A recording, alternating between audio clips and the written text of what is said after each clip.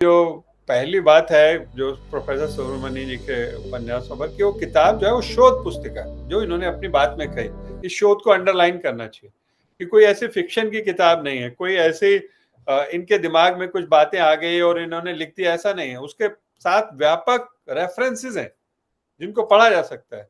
इस कारण से ये पुस्तक एक प्रमाणिक पुस्तक है। ये पुस्तक कोई सिर्फ इनकी कल्पनाशीलता के चिन्ह नहीं है। उस इन्होंने कहाँ से लिया, क्या लिया, ये इन्होंने उस पुस्तक में स्पष्ट रूप से लिखा है। तो ये पुस्तक बहुत महत्वपूर्ण, और यद्यपि इन्होंने पुस्तक का शीर्षक दिया है कि प्रोफेसर सुब्रमणि के, लेकिन उसमें उपन्यासों पर, लेकिन उस पुस्तक में प्रवासी साहित्य पर भी और फिजी हिंदी के ऊपर भी बड़ा गहरा विश्लेषण है। तो उसके कारण से पुस्तक अपनी समग्रता में जो इसका शीर्षक है उससे भी ज्यादा हमको बताती है। बहुत महत्वपूर्ण बात है।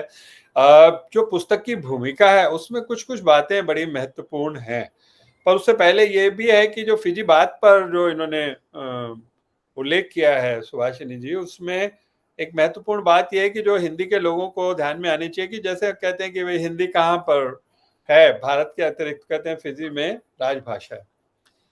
तो फिजी में जो राजभाषा है वो कौन सी हिंदी है? वो फिजी हिंदी है, वो हिंदी नहीं है। और उस समय जो संविधान के लिए एक उप समिति बनी थी उसमें प्रोफेसर सुब्रमण्य भी थे, और वो फिजी हिंदी के रूप में ही स्वीकार किया गया। तो इसलिए फिजी हिंदी के महत्व को हमको समझना पड़ेगा कि वो एक राजभाषा भी है फिजी की। और इसलिए ये जरूर बात है कि मैं ये कहूंगा न केवल भारत में बल्कि विदेशों में हमारी जो सहभाषाएं हैं और जो खड़ी बोली हिंदी है उसके बीच के संबंध संतुलन को हमने ठीक से परिभाषित करने का प्रयास नहीं किया। सुभाषिनी जी ने भी अपनी पुस्तक में कुछ ऐसे उद्धरण दिए कि जब फिजी हिंदी के बारे में कुछ नकारात्मक चीजें जो अखबारों में लिखी गई, विवेकानंद जी को भी उद्धृत किया उन्होंने। तो वहां पर विवेकानंद जी सनातन धर्म सभा के भी महासचिव थे, आर्य समाज के भी कुछ लोग हैं। तो उन्होंने पाठ्यक्रमों में फिजी हिंदी को ना पढ़ाए जाने को एक काफी आग्रह किया उन्होंने। तो वहां पर उनकी भाषा की मान्यता को लेकर उनके कुछ सवाल हैं, परंतु उसके साथ ही ये भी सच है कि अगर फिजी हिंदी को जिस तरह से अगर इन उपन्यासों में प्रोफेसर सुब्रमण्यम ने प्रस्तुत किया है, अगर हमने उसको उतना महत्व दिया होता तो शायद आज फिजी हिंदी की भारतीयता की स्थिति फिजी में और बेहतर होती, और काफी बेहतर होती। जो डायस्पोरा के मैं सबसे बड़े विद्वानों में उनको मानता हूं, और जब मैं वहां पर था उस समय वो जीवित भी थे, और उनके कहने पर एक प्रवासी कहानियां एक जो पुस्तक जिसमें मुझे जाने का अवसर मिला, और संयोग देखिए कि उस कार्यक्रम में जो मुख्य अतिथि तो मैं था, अध्यक्षता जो कर रहे थे वो आज प्रधानमंत्री हैं फिजी के।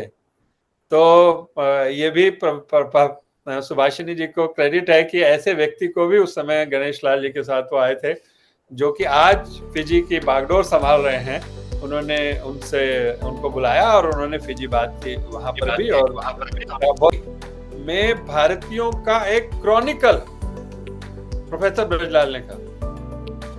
तो ये भी बहुत महत्वपूर्ण बात है, और इस बात को अगर हम इस बात से जोड़ देते हैं कि इसमें नाम क्या है, फिजी लाल, फिजी मां, तो ये प्रतिनिधि चरित्र है। और उस नाते से अगर किसी को फिजी का इतिहास पढ़ना हो तो ये अगर वो दो पुस्तकें पढ़ लेता है तो वो उसको समझ में आ जाता है। परंतु जैसे वहां का जो भाषा का जो सहज बोध है, जो वहां के व्यक्ति को समझना है। नारायण जी ने प्रश्न किया कि डौका जो है पुराण के बारे में बताएं, बड़ा अच्छा उसका सुभाषिनी जी ने उल्लेख भी किया है कि अपनी पुस्तक के अंदर कि डौका कौन है, कि वो एक बड़े निम्न जाति का व्यक्ति है। और ये भी लिखा गया कि पुराण आमतौर पर तो पुराण ऋषियों मुनियों और इनके बारे में होता है या ये लिखते हैं, परंतु ये एक निम्न जाति के व्यक्ति का लिखा गया। और जो दिव्यांग है, जो विकलांग है, उसके बारे में लिखा गया। तो इसलिए जो भूमिका में जो तीसरा उल्लेख है जो प्रतिभा जी की इन्होंने बात की कि ये सबल्टन जो है वो इतिहास है फिजिक्स। तो ये जो तीनों बातें हैं कि मुक्त करना वो वहाँ का क्रॉनिकल है और ये सबल्टन इतिहास है, ये तीनों बातें जो लिखी गई हैं वो बहुत महत्वपूर्ण बात